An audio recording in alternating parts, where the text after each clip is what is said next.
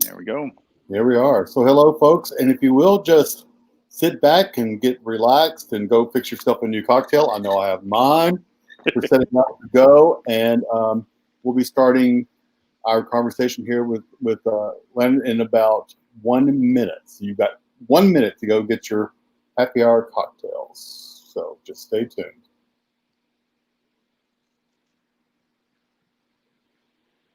And by the way, if anybody wants to do a stream, a watch party from this show, you can go into Facebook, our Facebook Live at Community Arts of Bellevue, and you can share it or watch party to your own webpage if you feel the need to do so.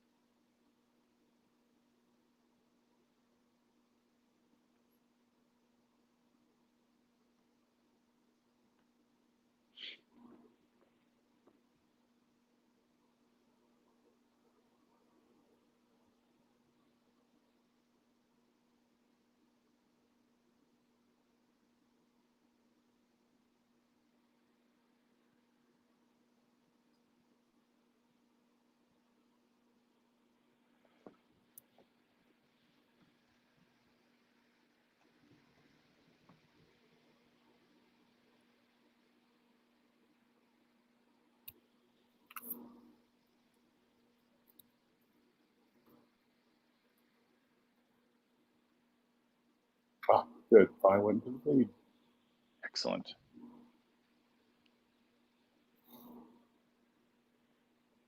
Gotta love the internet. Sometimes it works great. Sometimes it's just a little bit slow. And it's Facebook. They have their own set of rules. Oh, yeah.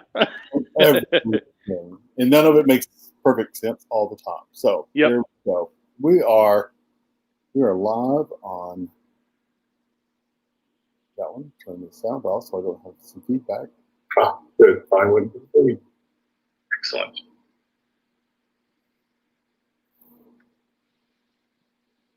Gotta love the internet. Sometimes it works great. Sometimes it's just a little bit slow. And it's Facebook. Oh, yeah. Oh, yeah.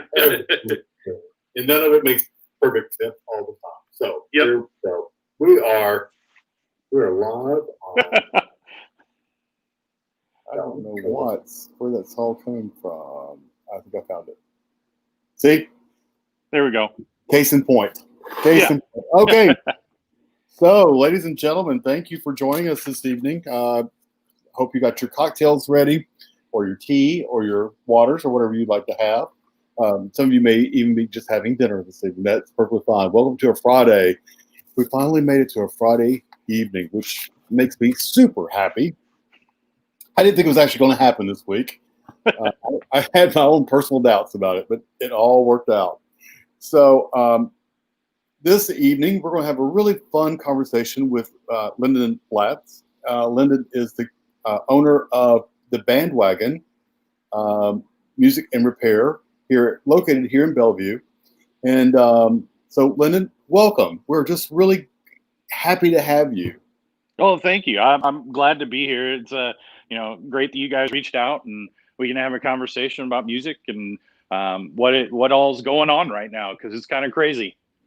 It is a crazy time. So Linden has stepped in to be a part of the Live from the View series, which is part of the Community Arts of Bellevue's virtual programming that we've done in response to the pandemic and the safer at home and people not being able to get out, and there's no live shows, there's no live performances. So the world seems a little dull at the moment, but we're here to kind of help bring some energy, and also just to educate people about who are our Bellevue folks, our West Nashville folks. It's really about West Nashville. So that's what we're here to do tonight. And Bandwagon is part of the business community, the arts community, the education community. You check a lot of boxes, Linden. on this. Yep, we do. So I'm going to kind of get us started this evening and tell us about Bandwagon and how did you get started with this? Yeah, so this actually wasn't anything that I knew that I wanted to do at any point in time, like growing up. So for me, I grew up in northern Indiana, a little town called LaPorte, Indiana, which is where conveniently these instruments that are above me here, that's where those were made, which is really cool that I have some instruments that were made in my hometown. So, I got a little collection of things. But I went to school at Lee University, which is down in Cleveland, Tennessee, and to study music education. I was going to be a band director, and that was going to be my life. And I met my wife there, who is a native of Bellevue, so she's one of the unicorns. And we ended up coming back here. She went to CPA and graduated there, and then ended up getting a job there as the middle school choir director. And that's what led me back to here. And so when I got here, started looking for jobs. I taught for 2 years at Sycamore High School, which is in northern Cheatham County. And it was a great job, but it was a long drive. And when the opportunity came to move a little bit closer, I took the advantage of that. I spent 1 year at H.G. Hill Middle School, and then I spent the last 7 years of my career at Innsworth Middle School. During my time at Innsworth, I had the opportunity to start studying repair. And I went out to a facility in Colorado called COMIT. And it's not a 2-year technical school. There's not a lot of places to learn how to repair instruments.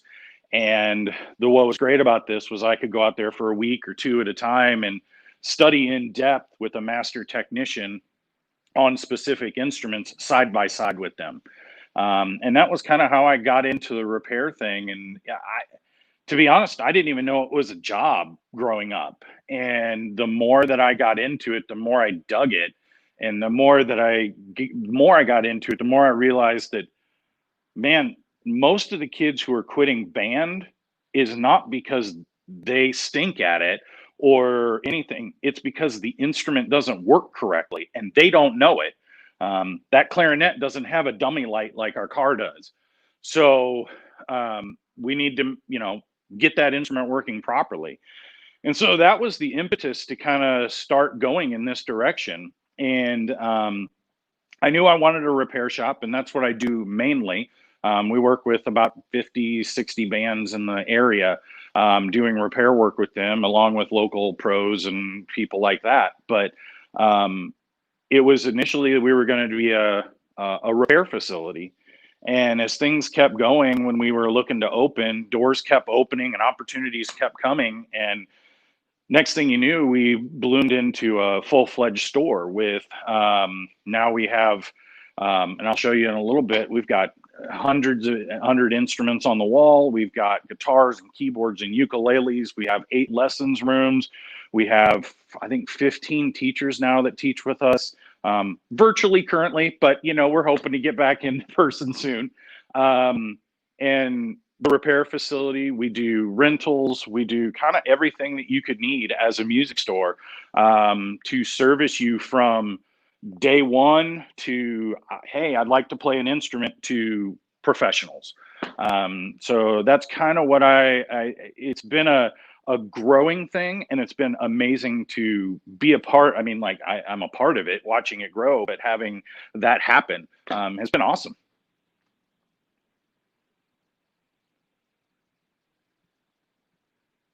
I think I lost your audio.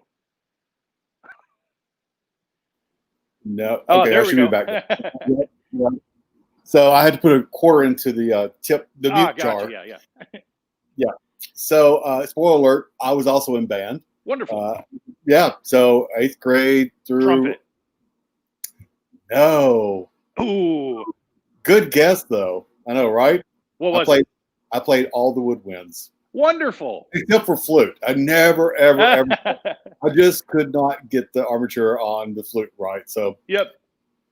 Out on that one. Saxophone's my main instrument. I was tenor saxophone. Yeah. Mainly that. Later started off clarinet, went to saxophone, worked on some oboe work for a while. Oboe is so difficult. Oh, yeah. But landed with saxes and tenor saxes, and that's where I fell in love. And that's awesome. From Kentucky, so actually, just out of pure funness, one year we put together a saxophone choir to take to state contest during the concert season, and we just had fun. We were just having a great time, and you don't see sax choirs very often. And went to state, and we got a superior rating and brought home all of our medals. It's like, how did that even happen? But that's awesome. It was really fun. I love saxophone, and saxophone players are always like fun people to be around.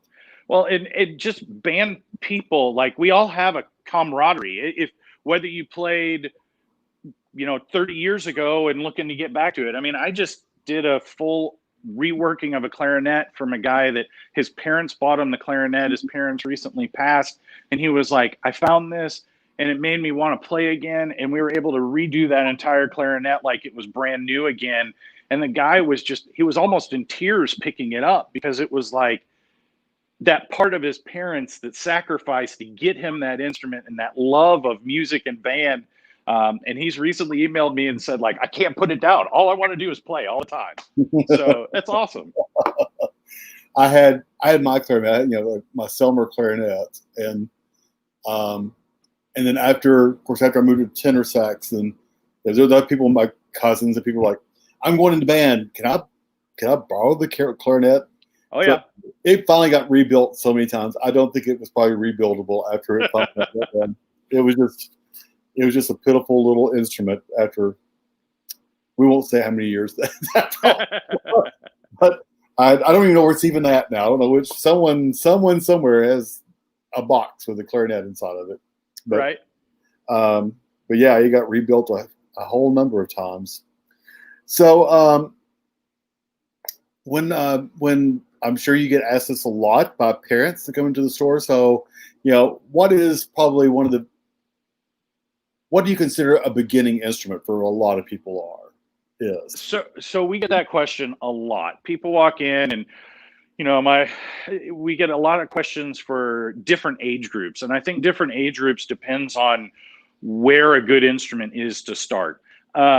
So like today, I had a conversation with a lady, 5-year-old son, that was really hoping to play clarinet.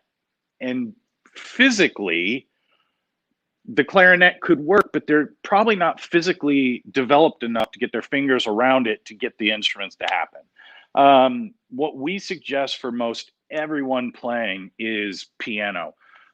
Piano is kind of ground zero for everything, in the sense that you've got treble clef, you got bass clef, you got left hand, you got right hand independence, you got note reading, you got all that stuff. So learning how to play piano translates to everything, whether it's violin or guitar or saxophone, tuba, piccolo. I mean, how to play a piano, you're going to be able to transfer that knowledge over. So we highly suggest everyone to really start on piano. Past that, we do a lot of younger students that are like, I don't know about piano. Guitar is another great place to start. Depending on age and the size, it's where we talk about things like ukulele versus guitar. So a ukulele, here, I'll turn it around here and show you. So we just became Cordoba ukulele dealers for Middle Tennessee, and a ukulele is a much thinner headstock or a fretboard than a guitar is, which allows for the ability for the student to get their fingers actually around it as a younger one. Now, as well, it's also 4 strings, so you can do that. But these guys here are a great entry level to get into guitar as well. Now, just because it's a ukulele doesn't mean it's a student thing or a child related thing. But it is, it's a great, I don't want to say gateway drug, but kind of into guitars, especially for people that just aren't physically developed enough to make that happen. So there's a lot of great options there with people. Typically around the area, 5th and 6th grade is where kids start into band. Metro Nashville starts in 5th grade. A lot of our Cheatham, Williamson County, Dixon County, those type of people, they're all starting in 6th grade with band. And at that point in time, that comes down to a lot of physical characteristics will lead you towards an instrument or a different instrument. Also, you'll probably have some sort of an instrument petting zoo or some sort of tryout or something like that. Probably not this year, but in the future, that'll be, yeah, that's typically how it is. I know when I taught, I would go through and every kid and have an individual time with them to get them settled with the right instrument and make sure that they have the right thing for them. So, yeah. So I have a comment here that says that Brian says Brian's one of my buddies out in Colorado. He's another repair technician out there. Yeah, so Brian is a great guy. When I first started getting into repair, he's been a great friend and colleague that I can always call and talk to. And Brian's an amazing guy. Yeah, we love him. How fun. Yeah, you going back, you're talking about those beginning years of learning where should you start. And I really agree with you about piano because, I did not start piano. I started off, clarinet and well, that's all treble clef. So I learned how to read treble clef, backwards, forwards, upside down, and everything else. Bass clef, I never learned properly or very well. Right. Clef, especially in sight reading. But I sing bass now. So when I'm singing bass, I'm sometimes guessing on what note I'm really kind of going for. Right. Yeah. Or that I should be reaching for. But I wish if I start off in piano, I would learn both bass and treble. And I really understand that logic behind it. Yeah. Yeah. The piano it's ground zero. I mean, we sell keyboards and all that type of stuff as well here, but it's the best place to be that you can go everywhere with. There was a reason why there was back in the day the parlor room where there was a piano that sat there because everybody played the piano and they all gathered around the piano and they sang songs and they did things. And there's a big reason why saxophone world, there's a C melody saxophone. And that was for the people who didn't want to transpose. They just wanted to read the piano music because that's what they wanted to do. So, the piano is just the place to start. If I could say everybody should start on an instrument, it would be piano. Yeah. Mom wouldn't let me take piano because she said we didn't have one at home for me to practice on. So I got left out of the piano world. Gotcha. Yeah, no grudges. None. But nobody loves to hear piano more than I do. I just have such an admiration for it. Yeah. So sometimes you see instruments like, okay, that's a clarinet, but there's such a significant difference in the prices on some of these instruments. So can you talk about that a little bit? Yeah, so let me take you over here. I got you on a tripod, so I'm going to try and move you over here. Let's talk a couple different instruments. I'll start over here. So we've got clarinets and saxophones and flutes and stuff like that behind me. So clarinets here, got flutes here, we got saxophones running down the wall, trombones, trumpets, and all that type of stuff. So when we talk clarinets, we can start there. We have everything from your student line instrument through a professional instrument. And the big difference you're going to find there is student instruments primarily are going to be a plastic instrument. Plastic instruments are great to begin with, or a hard rubber, ABS resin, something like that they're going to be made out of. Those instruments are great for beginners and starters to start off with. They also typically are a nickel key work, a little bit cheaper to make and for the process of. Let's take this guy here. So this one here is one of the student line instruments. It will look exactly like a professional line instrument. So I'll take the two of these. I mean, for the most part, they're going to look a lot alike. So this one here is your student line. This one here is your professional line. The difference is about $2,500 to $3,000, $2,500 to $3,000 between the two. So if we take this one here, typically on your student line ones, you're having a little bit cheaper metals that are used, not cheaper as in like cheap, like, hey, look, I'm buying it cheaply. It's just not as much to make it. You're also going to get pad differences. Pads are the things that seal over the holes to make sure that they close up. So on this one here, you have a bladder pad, which is cardboard felt and a bladder, where this one here, you're getting leather pads. Leather pads are going to last you about twice to 3 times as much. You're also getting silver keywork, silver keys, and all that type of stuff, which means it's going to be a lot more sturdy, a lot more stable. This one here, the plastic one, you're going to get nickel with nickel plated. A lot of the things that go on between the two is what you can't see, which is inside the instrument. So the way that what we call the bore is made. So the bore can be done in different ways to make things come out better. What you're also going to find on higher end instruments is that you, on a higher end instrument, there's a lot more hand care that goes into it. So your student instruments and things like that, they're really going to be a little more, I don't want to say machined process, because there's definitely hand touching on there, but the higher end you get, the more personal hand touching, making sure it's finished properly that there is. So things like these saxophones here, we're Yamaha dealers and Cannonball dealers on the wind instruments. We do Yamaha for guitars and keyboards and stuff like that as well. But you take something like this Yamaha instrument here, this is the 480, sorry.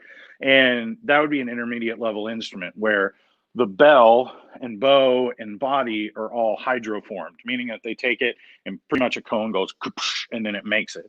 Where you get up to something like this one here, where you got a custom horn, where that's all hand hammered bells. When you get something hand hammered, you're going to get more overtones, more richness, more vibrant sound that's coming out of it. So when you start thinking about instrument prices, you're getting a lot more out of it.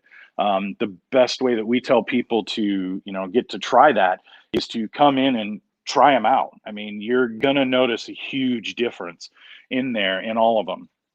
And it's the same thing with all the trombones and trumpets and all that type of stuff as well, going from instrument to instrument. And people that are guitar people, they'll know that as well. Depending on what wood you have makes a huge difference as to what the sound quality is. So the next thing, the real thing that we try and tell people about is mouthpieces. Most people don't realize that I can take a standard instrument and put a high quality mouthpiece on it, and all of a sudden it's going to be a totally different instrument. So you can take that student line instrument, that first instrument you have, that rental instrument, and take from that rental mouthpiece or that first mouthpiece and go up to a more premium mouthpiece, and all of a sudden, man, oh man, your horn is going to feel like a totally new instrument because of the fact you're having a new the new mouthpiece. It's going to respond better. It's going to talk. It's just going to be much better. So the way I kind of like to describe that is the instrument itself is a car. The mouthpiece and reed and ligature combination is the accessory package. So do you want the baseline car? Absolutely. As a beginner car, first car, that's a great thing. But as you get along, you realize maybe I want air conditioning and automatic windows, and man, heated seats would be nice. And the more you go along, that's what these mouthpieces are going to provide for you. And then the ligature combination, and then as well with reeds. And the same thing goes with brass instruments, where different mouthpieces are going to help you do different things. As a teacher, I was a big proponent of people stepping up to something that's more suited for them and their skill level. And with that, we encourage people to come in and try things out, because as well, my face is different from your face, which is different from the next person's face, meaning that what might work for them might not work for me as well. And so we want people to be able to discover what's best for them, to make things happen in the long run. Great. Yeah. Good explanation. Thank you for that. Yeah. You see it and hear it more prevalent in the guitars about, the span of prices, and you still think that, well, clarinet's a clarinet, a saxophone's a saxophone. Yeah, no, not necessarily. Especially there's the quality, the metals, the workmanship, mm-hmm. the light of the instruments. Yeah, and we get a lot of questions. Like I had a grandma in here today whose kid is starting in band and playing trumpet, and they were like, "Look, hey, I can find a trumpet on Amazon for $99." And I said, "Yeah, but if anything goes wrong with it, it's meant to be thrown away. Like, you might get lucky and it lasts you 6 to 8 months, and if that's the case, congratulations, it lasts you that long. If it lasts you 3 weeks, then it lasts you 3 weeks."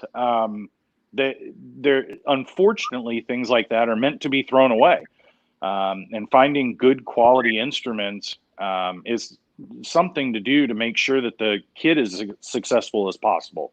Well, I think, Linden, that also goes back to what you were talking about earlier in this conversation about that kids often drop out of band or playing instruments because they just, the instrument's not working for them, or absolutely, and they're frustrated because this doesn't sound like I want it to sound. I want it to sound richer. I want it to sound more And well, if you're on a $99 cornet, you're probably not going to get that, and the kid's probably going to be frustrated because this is as easy to play as it could be, and the sound quality is not as.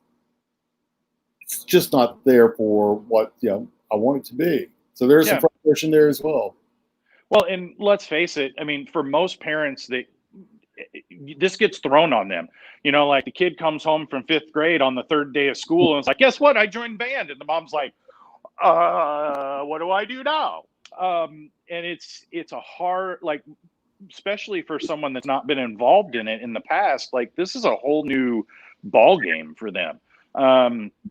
So having, well, I guess we'll go on Amazon and get a trumpet. Well, when you get the wrong thing, or you find something like that, you can set yourself up for not success. I don't want to say failure. It could be success, but we also see that a lot with like people coming in and saying, "Oh, well, I bought this clarinet for $50 on the Facebook Marketplace." And I'm like, "Great, that you're going to save yourself a ton of money in the long run." But on the flip side, if it's I had one last week. They came in. We bought this for $100. We're going to do this, but it had what's called pad bugs in it.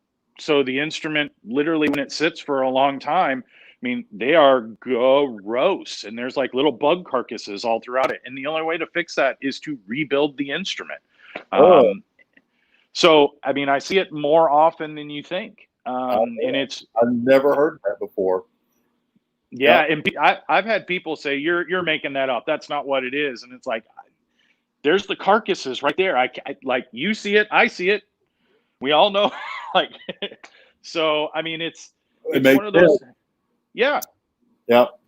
So we have a comment from Jane. Says, "I have a trombone in for Linden's cleanup and service, and grateful she was directed to you." Great, thank you. Which follows up that she's a mouthpiece grandson who plays baritone in marching band. Yep. Delighted at the upgrade and the sound quality immediately. So, Jane's a big fan. Thank you, Jane. Yeah, the one thing that I have prided myself on, that I have a music education background. I even went and I got a master's degree in instrument pedagogy and conducting. Wow. And I really I want to make sure that people know what's going on. It's not just I'm not just a salesman. I'm not trying to just sell you something so that you upgrade and then we can make some money. And I want you to understand what's going on. The difference between something as simple as a valve oil, that there's different types of valve oils and you don't want to mix them, and you want to, so let's figure out which one's best for your instrument and to go. And I had one dad actually comment. So if you know reeds, that they're done in strings. Yeah. So I mean, I've had a dad came in one day and he was like, I need a 2.5-inch reed. And I'm like, so you need a 2.5, which is a strength.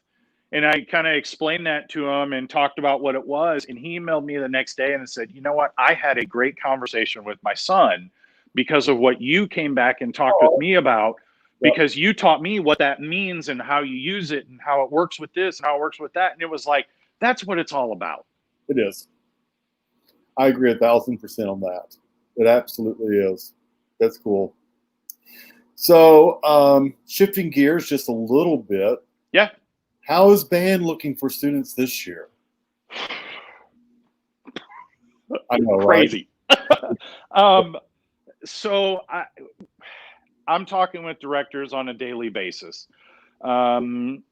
Directors, there's everything from like Metro right now, they're closed down through Labor Day.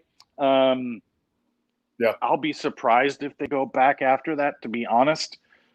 Sorry, moms, don't mean to like freak you out or anything, or parents at home. I'll be surprised. If they do go back, great. And I'm sure that they will make sure that the kids are as safe as possible, but I'll be surprised. In talking with a lot of counties and directors across different areas that have gone back, there has been decent success of it. But the thing that I keep hearing is not so much COVID being a problem, it's the quarantining being the issue of contact tracing, where the kid turns around and they happen to be in contact with this person. Now they have to go home for 14 days or get a test to prove that they're negative to have the possibility of coming back. And kids are in and out so frequently right now that it makes it really difficult for there to be any consistency in what's going on. And I know the learning curve for teachers is unbelievable. I wouldn't even know what to think if I was still teaching today. Like, okay, I've got 14 kids in front of me, but now I got to turn on a computer to get these other 12 kids to now log into this thing. And they're all sixth graders. And yeah, they know a lot of technology, but there's still a point in time there where that does, I mean, like now I got to manage an online classroom and I got to manage the kids in front. Like I can't, like, teachers have all my respect for what they're going through with this. I mean, and I think everyone can agree with that. Sure. But what I'm seeing with bands is the question of like beginning band. Should we have beginning band? 1, 2, are we going to have beginning band and what does it look like? So that's where it all kind of starts. And with beginning band, you have to turn around and think like, okay, well, what happens if we start the kids and then all of a sudden we have to close down? Well, now you start looking at it like that and going, well, it's hard to teach a kid how to put a reed on a saxophone without being there to physically show them how to do it. So do we take the chance? Some places are taking the chance and hoping to make that happen. Some places are saying we're going to stay back. We're going to wait maybe till January and do it then.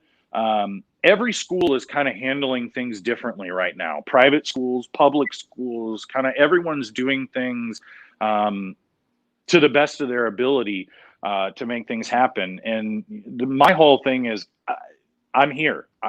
Let me know what I can do. Whatever I can do to support, whatever I can do to help, let me know.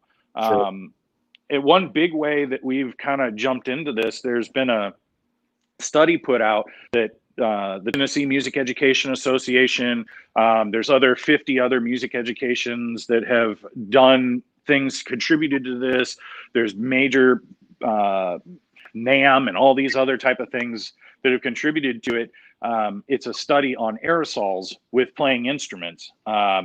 And part of this study they've come out with is talking about bell covers. And basically on a trumpet, if I blow in one side, something's got to come out the other side. So what is that? And what do those aerosols look like? And what's happening and all that type of stuff. So now we got covers that you can put over the end of a trumpet bell, a trombone bell, other flutes, clarinets, saxophones, and things like that, where you can put these covers over them to help mitigate the risk to everyone and people around them, to help reduce those spores that are coming out of the end of the bell. It's been a crazy, like, I was talking with my people today when I initially got into this about a month and a half ago. When we first started talking about carrying these, we were going local with it, and we had a lady here in Bellevue that we were going to get with making these, and she started to make them, and the study came out and it said I got to learn a new word, which is denier. Do you know what denier is? Yeah. I have no idea. Yeah. So cloth people are going to know what denier is. For lack of a better term, it's the porousness of the material. So I don't know what 80 means in denier, but that's the number it has to be at, 80 or above.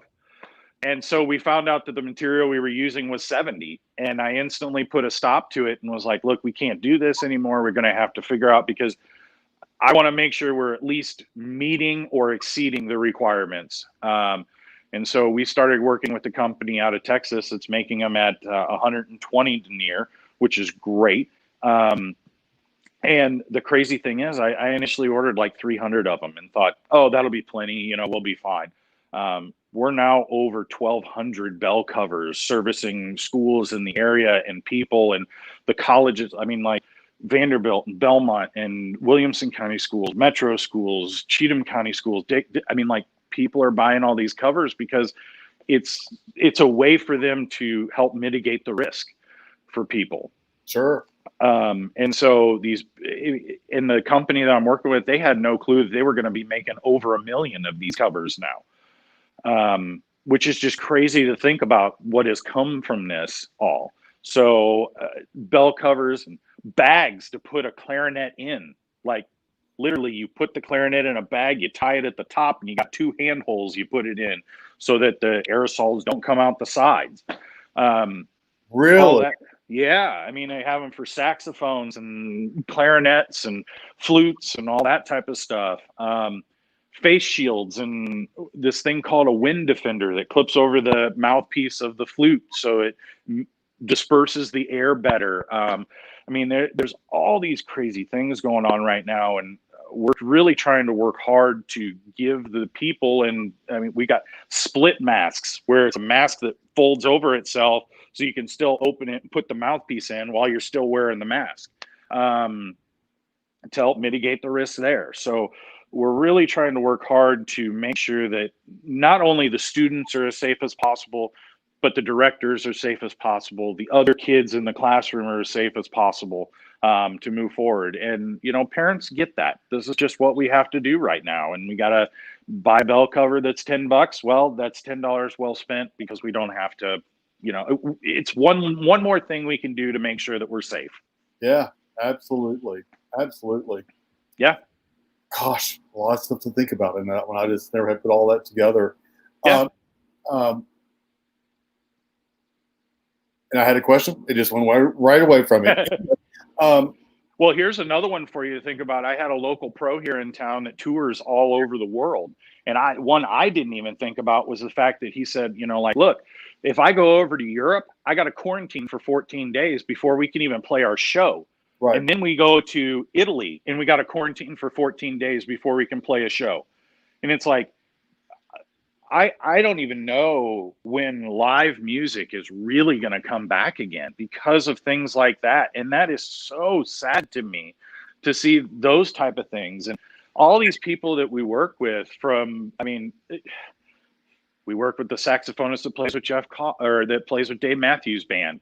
We work with people that play with the Mavericks and people. I mean, like we work with people who play with a lot of people around the area and stuff. And these guys are going, we don't know when we're going to get back to doing it again.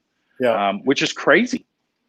Yeah. One of our board members works for a management company, very well known, big management company. And, they're just since March have not known anything. They don't know what to turn left or to turn right, and they're trying to help their artists to make a living and to survive, and they can't do live performances, and it's a horrible situation all the way around, and not just that we missed our live music. We certainly do. We all do. I know I do. Yeah. But it's like, so when will this all come back? And what will it look like when it comes back? What is this world going to look like what is normal going to look like when we finally get a grip on this?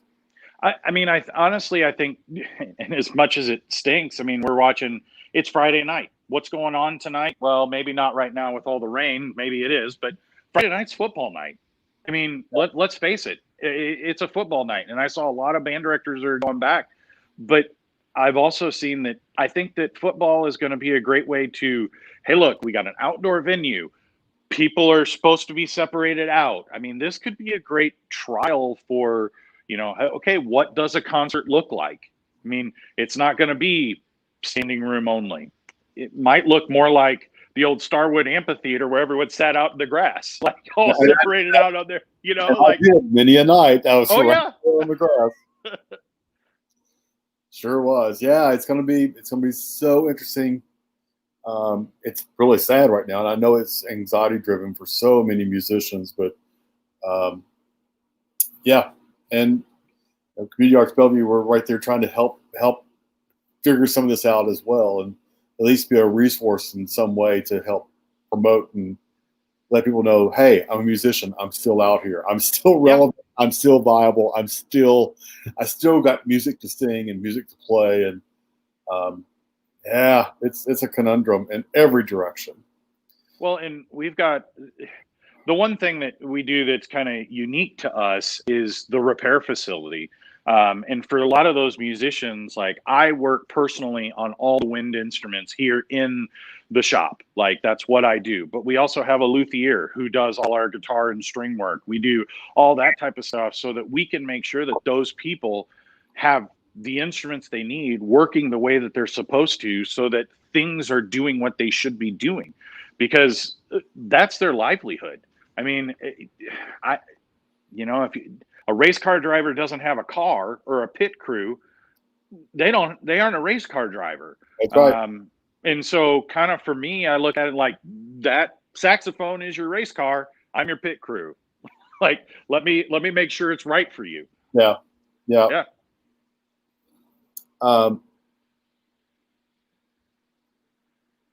Awesome.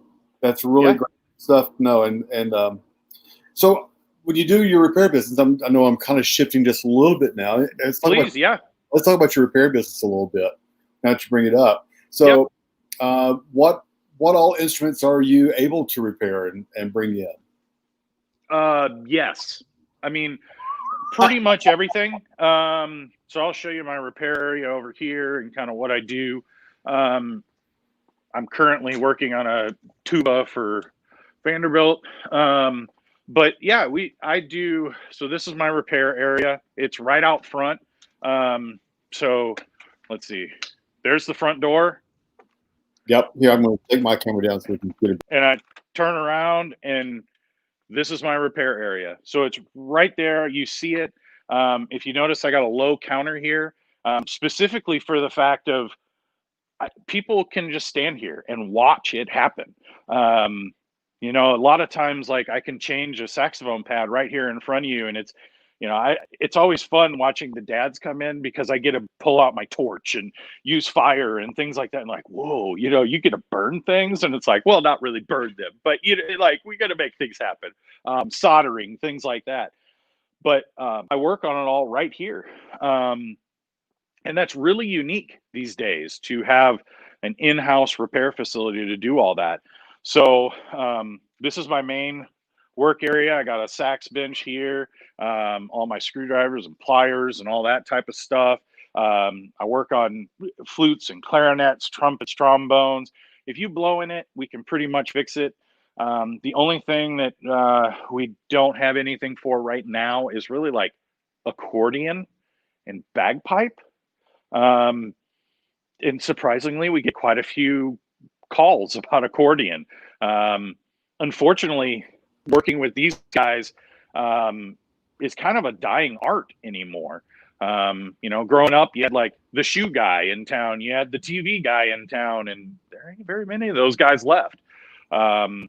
So This is for what we do here and what we make happen for people is super unique, in that we just got it right here for you.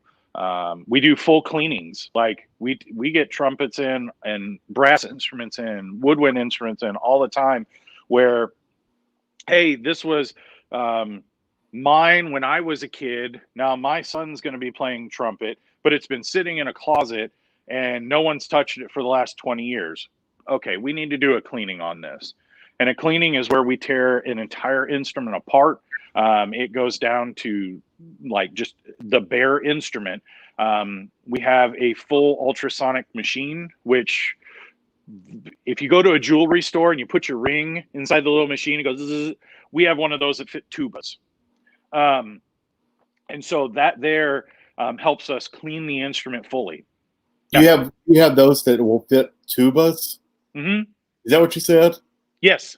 Oh my God, that's pretty big. Yeah.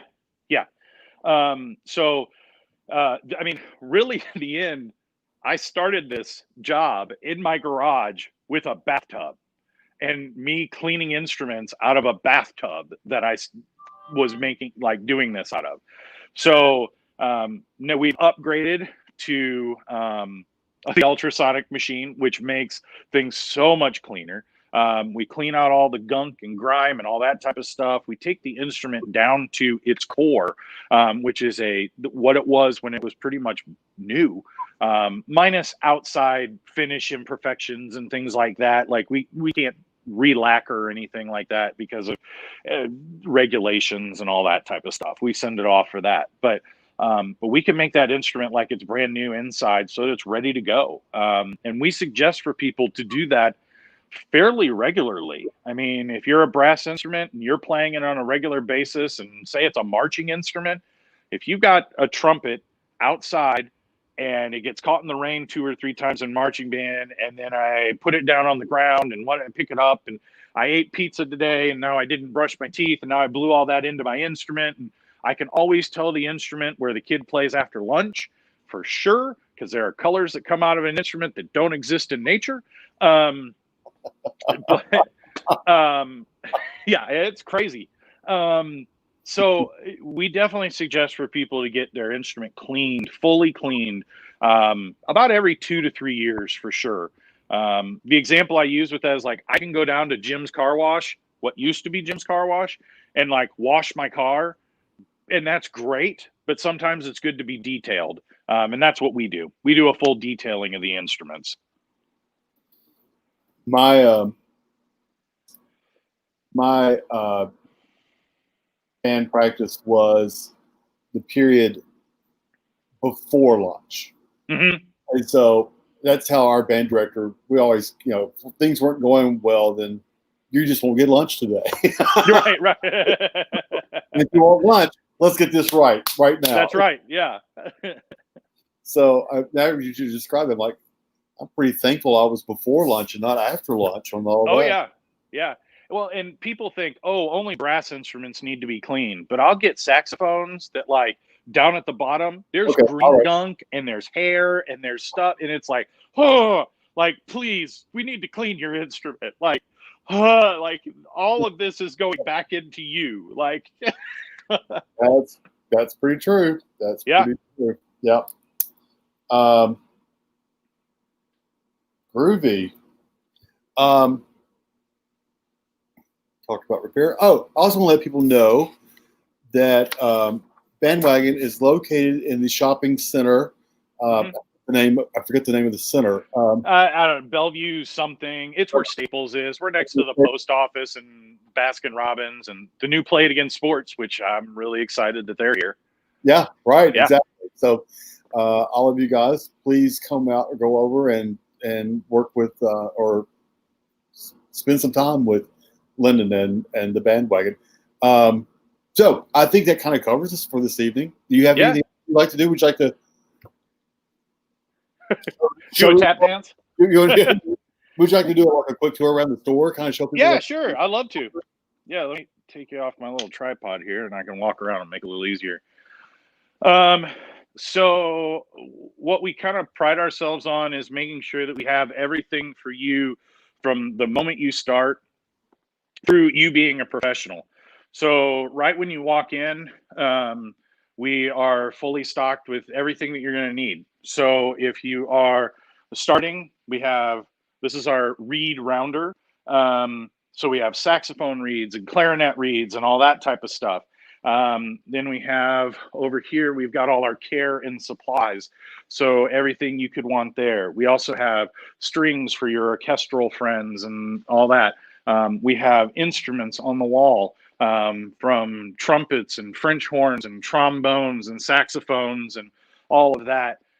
We've got guitars and guitar strings, ukuleles, straps, cables, amps, all of that type of stuff. Where we've got all that, where we've got everything that you could need.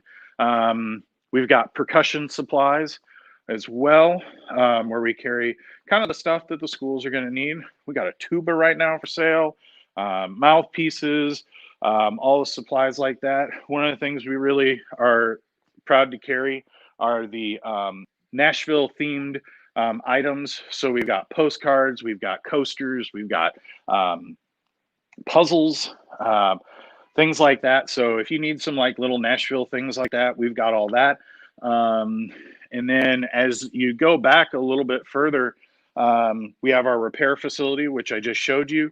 And then towards the back of the building, we have 8 lessons rooms. We're really excited to be able to offer a high quality lesson studio here, where we've got 15 different teachers that we work with that we typically do them here in house, but with COVID, we're currently online. We're hoping to get back, but we need to assess the risk of that to make those happen. Things like wind instruments won't be coming back anytime soon, but potential for things like piano and guitar. We just have to see what kind of the best option is for that. Our lessons program, we try and make it as simple as possible, and we just make it a flat rate, monthly rate of $115. So that's $115 per month, and that gets you 30-minute lesson once a week. So that's 4 lessons a month. If it happens to be a 5-week month, we count that as your makeup lessons. So if you don't need one, then you get a free bonus lesson. If you need makeup lessons, that's where they are. Just a way for us to also help with budgeting families. We know that budgeting is a big thing. We budget in our family to make sure we have that. And if I know it's always the same price every month, it makes it a whole lot easier to budget for. So we love our lessons teachers. We love our program. We feel that we have one of the best programs in the country, and our lessons teachers are phenomenal. And so we've got that going on. We also have a full instrument rental program, where all of our rentals this year, we've made a commitment to make them all brand new Yamaha instruments. So with all of our instruments this year, the fact that they're all brand new, it's a way for us to help, lower the risk possible. A lot of places, instrument rentals are used instruments and used over and over and over again, but we wanted to make the commitment that we're going to make sure that people are as safe as possible during all of this. So we do instrument rentals for flute, clarinet, trumpet, trombone, alto sax, tenor sax, oboe, French horn, bassoon, tuba, baritones. We have instrument rentals for just about everything.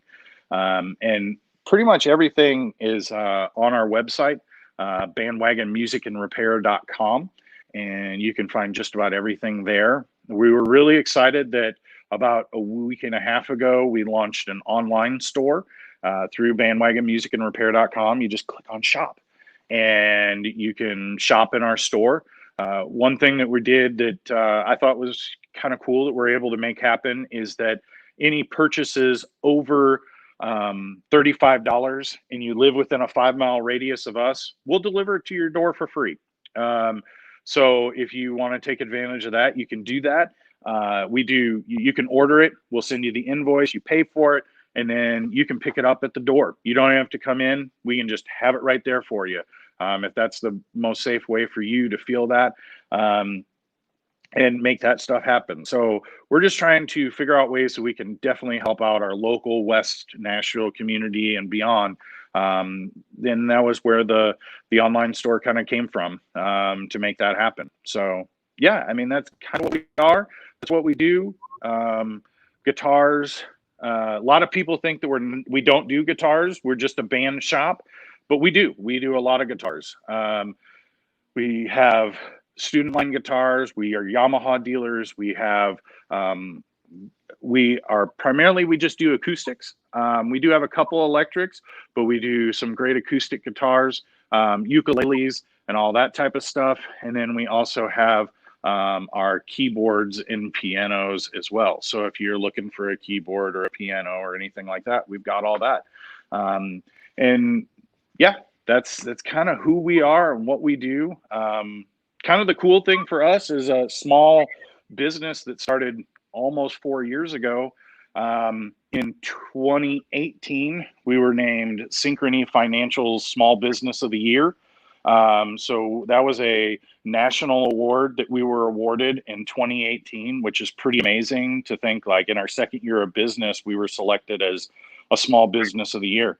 And with that, we won $20,000, and $10,000 of that we gave back to the community. We went out and we gave instruments to different schools. We repainted band rooms and updated things. We did free repair work for people. We made all that stuff happen so that we can give back. And then with the other $10,000, we were able to hire our first employee, and kind of get the ball rolling that way, which has been great that we have, people that we can do from that. And then last year, we were named one of NAMM Top's 100 stores in the world, which is pretty crazy to think that, like, hey, look, the little guy here in Bellevue was just named one of the top 100 stores of the world. And it was a huge honor to be included in that and to be selected to be a part of that, just because of the fact that, golly, man, some of these stores are unbelievable. That what they do. The one store that won Retailer of the Year, they have a licensed Starbucks in their lobby. Like, that's crazy. And we were in that category somehow. Like, it felt so great for us. And that we can share what we do with other people to be able to give people that opportunity. Oh, to have coffee shops back again, too. Oh, so much. Wow, Linden, y'all have really done a lot in a very short amount of time. That's impressive. I'll sleep someday. Yeah, right, exactly. It's not important right now. And I couldn't do any of this without my wife. She is my rock with all this. She took a huge leap of faith in getting us to this point as well. Like, hey, look, we're going to quit a stable teaching gig and doing all this to, like, let's see if this works. Right. And she has been amazing throughout all this. And, like, she's just, it's great to have someone that you can count on a daily basis to be there for you, and you can bounce things off of, and we can work together. And it's just, it's so wonderful.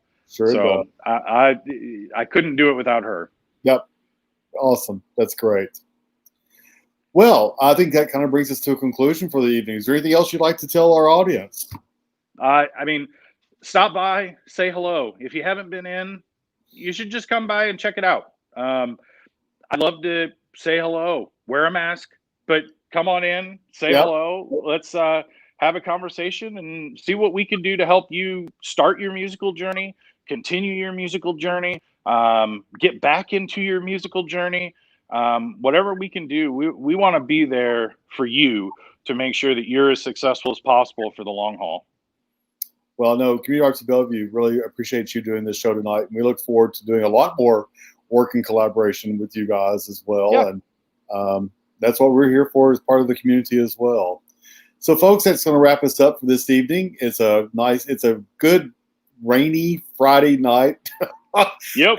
And, we're so glad that you spent that time with us, and we look forward to it. So tomorrow afternoon at 4:00 on this same channel, is going to be Cooking from Maine. And Kathleen O'Brien, who's on our board of directors with Community Arts Bellevue, is going to actually be doing cooking at her home in Maine. She lives in Maine part-time, Nashville part-time, and she right now is up there. So she's doing a cooking show for us tomorrow evening. I promise you, it will be entertaining. It will be tasty. You will want to, and we're working on getting all the recipes. They'll be on our website so you can access them later. So anyway, just want to put that up there. A little self-promotion for us. And again, you can always go to, and I posted, there's Bandwagon's website. Please go to it if you have any for more information. And if you want to see you can also call us at 615-721-BAND. That's 615-721-2263.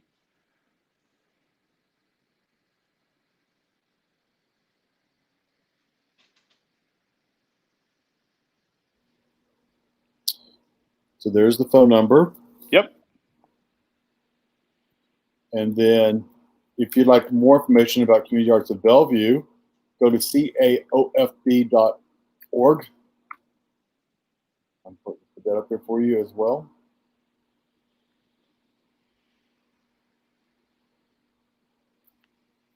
CAOFB, which is Community Arts of Bellevue.org. You'll find out most information you need to know about us. The schedule for more Live from the View shows is on our homepage. Just scroll down, you'll find them. And if you'd like to become a member and support Community Arts of Bellevue, we have our memberships. And this year, because of the pandemic, we have extended the founding members, which is what we did in 2019. But you can still become a founding member of Community Arts of Bellevue on our website as well. It's $30 for an individual, $50 for a family, $100 for a business. And it's well worth the money, and it really supports the work that we do through Community Arts of Bellevue. So please visit us and become a member of our organization. So I'm going to close out this evening. Linden, it's been a real joy. I've enjoyed every moment of it. Thank you. Yeah, me too. Thanks for doing this. We'll do more of these as we move down the road.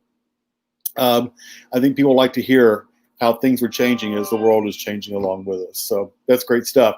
Linden, I hope you have a great evening. Folks, I hope you all have a great evening, and see you all tomorrow for Kathleen's cooking show. Have a great night. Yeah.